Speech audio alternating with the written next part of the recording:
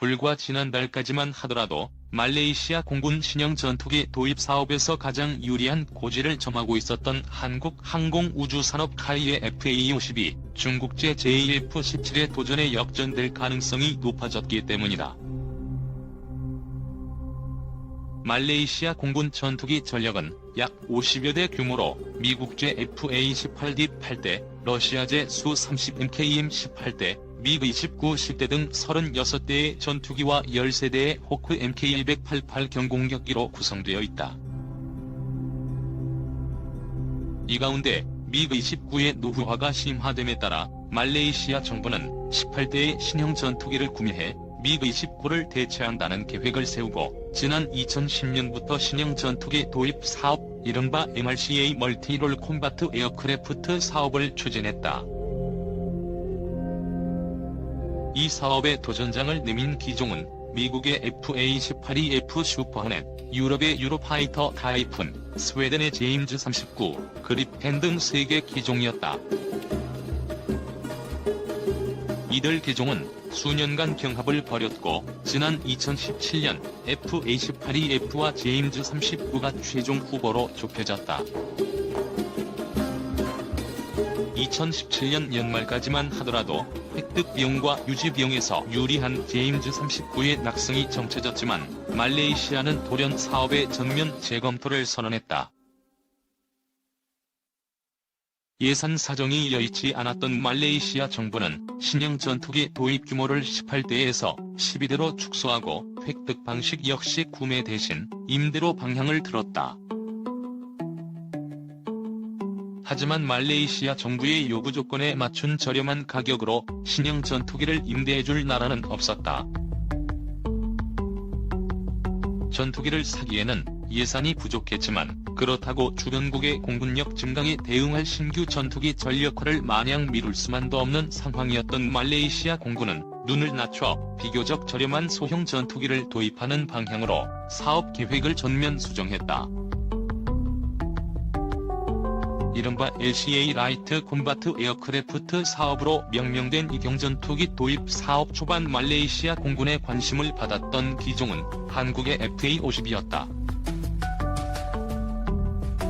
예산 부족으로 MRCA 사업을 중단할 계획이었던 말레이시아는 2017년 가을 공군 참모총장과 조사단을 서울 에어쇼 ADX에 보내 FA-50을 적극적으로 알아보기 시작했다. 말레이시아 정부는 지난 1월 한국 항공우주산업의 FA-50에 대한 정보 요청서 리퀘스트 포 인포메이션을 발송하면서 기존 FA-50의 성능을 자신들의 요구사항에 맞춰 개량해줄 수 있는지 여부를 타진했다. 사실상 FA-50을 낙점하고 구체적인 정보와 옵션에 대한 요구를 한국 측에 전달한 것이었다. 세계 각국의 다양한 경전투기 가운데 말레이시아가 FA-50을 콕 찍은 이유는 간단했다. 바로 가격이었다. 말레이시아는 필리핀이 구매한 FA-50의 가격이 320억 원 수준에 불과하다는 점, 한국 공군이 60대를 운용하며 성능과 신뢰성이 검증되었다는 점에 주목했다. FA-50은 초음속 고등훈련기 T-50을 기반으로 이스라엘 JLM-2031 레이더와 미국제 F-404 엔진을 탑재해 개발한 경전투기다.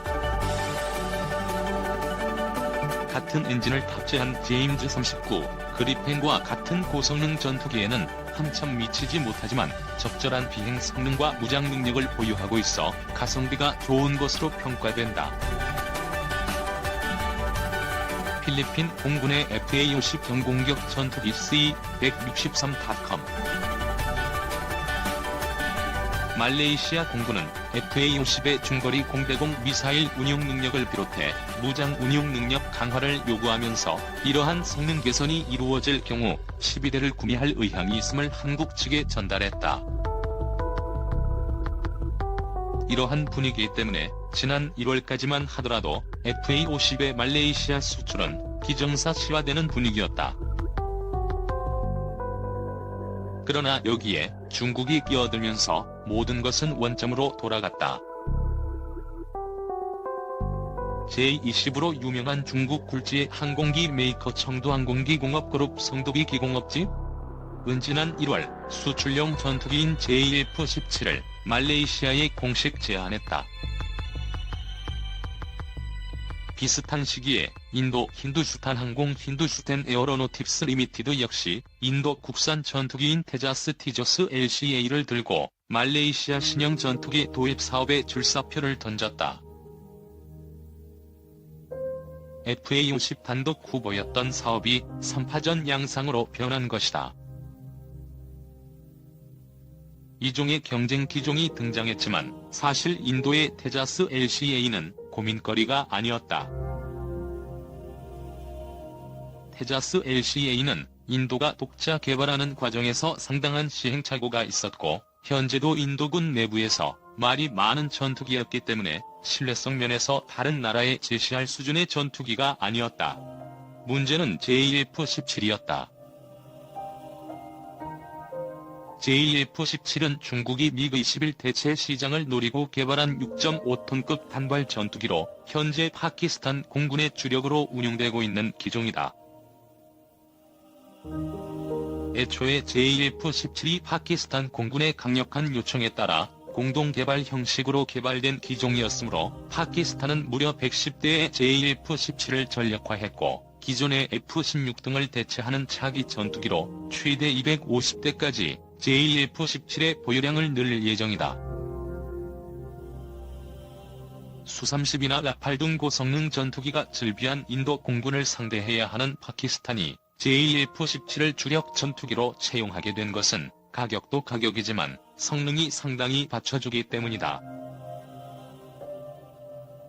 수출용 연가형 전투기로 개발된 초기형 JF-17은 대당 가격이 150억 원에 불과해 다른 나라의 경전투기 대비 절반, 최신형 F-16의 1/5 수준이라는 충격적인 가격으로 출시됐다. 물론 전반적인 성능은 현대적인 전투기의 기준에 부합하지 않는 면이 많았지만 가격 자체가 워낙 저렴했기 때문에 약간의 성능 개량만 이루어진다면 수출용으로 대박 조짐이 보이는 전투기였다.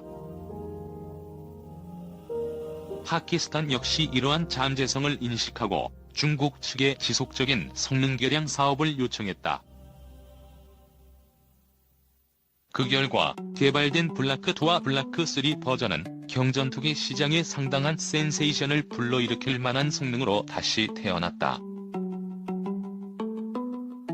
JF-17 블라크3는 신형 KLJ-7A AESA 레이더가 탑재되면서 탐지 거리 170km, 동시 추적 15개, 동시 교전 4개라는 강력한 교전 능력을 갖게 됐다.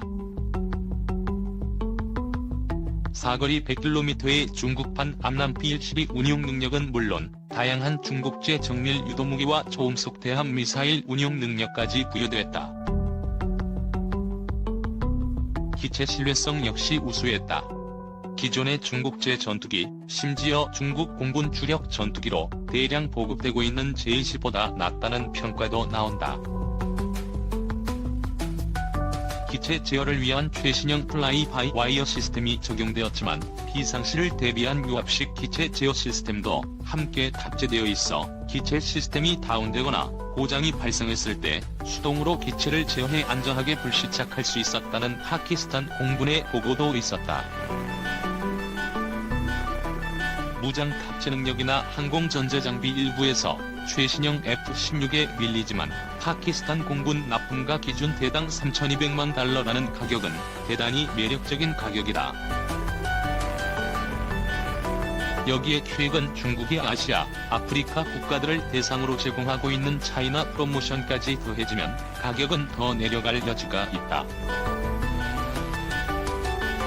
중국은 대외 영향력 확대 차원에서 자국산 최신 무기들을 헐값에 판매하고 있는데 태국의 경우 3,500톤급 잠수함 3척을 척당 3천억 원에 판매하면서 25년 거치 분할 상환의 절충교역 3조 원, 품질 보증 30년이라는 파격적인 조건으로 도입한 사례가 있었다.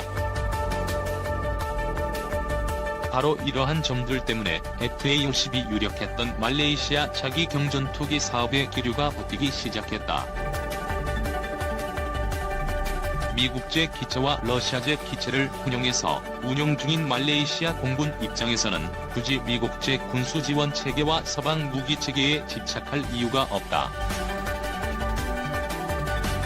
이런 상황에서 구형 기계식 레이더와 구형 엔진을 달고 현재로선 중거리 공대공 미사일 운용도 안되는 FA-50보다는 최신형 AESA 레이더와 엔진, 중거리 공대공 미사일 운용 능력과 다목표 동시교전 능력, 심지어 초음속 대함 미사일 운용 능력까지 보유하면서 가격까지 저렴. 문제는 이러한 상황이 말레이시아 경전투기 사업에서만 벌어질 일이 아니라는 것이다.